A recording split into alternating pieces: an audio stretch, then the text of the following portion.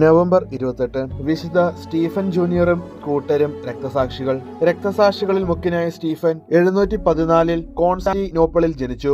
ഓക്സിയസിന്റെ ആശ്രമത്തിലാണ് Stephen 15-ാമത്തെ വയസ്സ് മുതൽ താമസിച്ചു പോന്നത്. 30-ാമത്തെ വയസ്സിൽ താൻ പഠിച്ചിരുന്ന ആശ്രമത്തിൽ അദ്ദേഹം ആത്മട്ടായി. ഒരു മലയിൽ സ്ഥാപിച്ചിരുന്ന കൊച്ചു പർണശാലകൾ ചേർന്നതായിരുന്നു ആശ്രമം. പ്രസ്തുത മലയിലെ ഒരു ഗുഹയിലായിരുന്നു സ്റ്റീഫൻ താമസിച്ചിരുന്നത്.